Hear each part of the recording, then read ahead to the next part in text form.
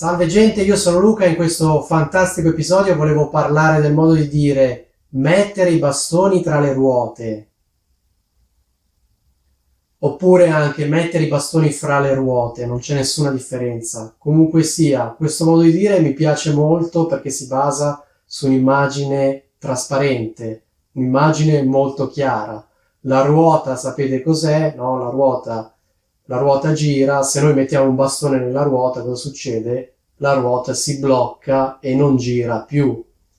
A questo modo di dire ci sono molto affezionato perché è collegato a un aneddoto della mia infanzia, a un esperimento che feci da bambino. In sostanza, io ero convinto che la ruota della bicicletta girando avrebbe spezzato il bastone e quindi non capivo quando la gente diceva mettere il bastone tra le ruote, mettere il bastone tra le ruote, perché io ero convinto che il bastone si sarebbe spezzato.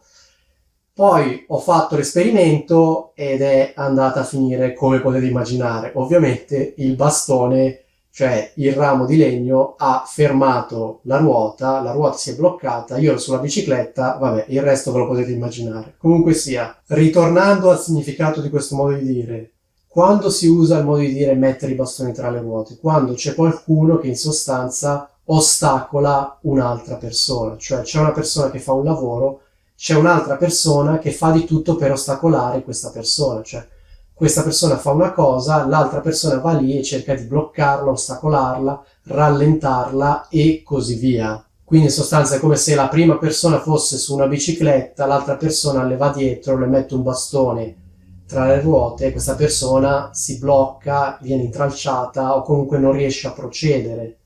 Il contesto classico e tipico è quello magari di un'azienda in cui ci siano due colleghi che magari non vanno tanto d'accordo o magari che vogliono entrambi la stessa promozione, uno fa una cosa, l'altro cerca di ostacolarlo, comunque cerca di metterlo in cattiva luce, quindi se c'è uno dei due che fa delle azioni, l'altro cerca di sabotare le azioni del collega, cioè cerca di fare di tutto affinché quello che fa il collega venga ostacolato o rallentato. Questa primavera avevo fatto un video sul modo di dire essere una palla al piede. Ecco, mettere i bastoni tra le ruote ed essere una palla al piede sono simili ma diversi, perché mettere i bastoni tra le ruote presuppone l'intenzionalità, cioè presuppone il fatto che la persona voglia danneggiare o ostacolare l'altra persona, mentre invece essere una palla al piede vuol dire rallentare in modo passivo e probabilmente senza voler rallentare. Cioè una persona che è una palla al piede ci rallenta non perché ci vuole rallentare, non perché ha delle cattive intenzioni, ma perché passivamente ci rallenta, è come se fosse un peso.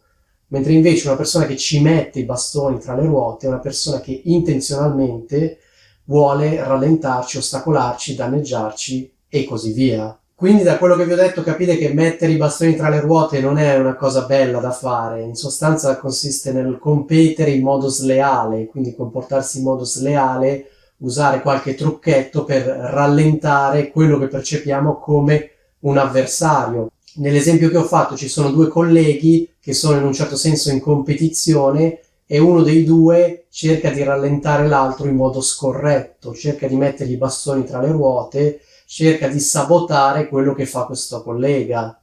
Ecco, vi dico questo perché comunque ci tengo a sottolineare che viene usato con un'accezione per lo più negativa, quindi non è tanto un discorso di competere, mettere i bastoni tra le ruote o rallentare in modo corretto una persona, ma quanto di ricorrere a tecniche scorrette per rallentare una persona che si percepisce come avversario.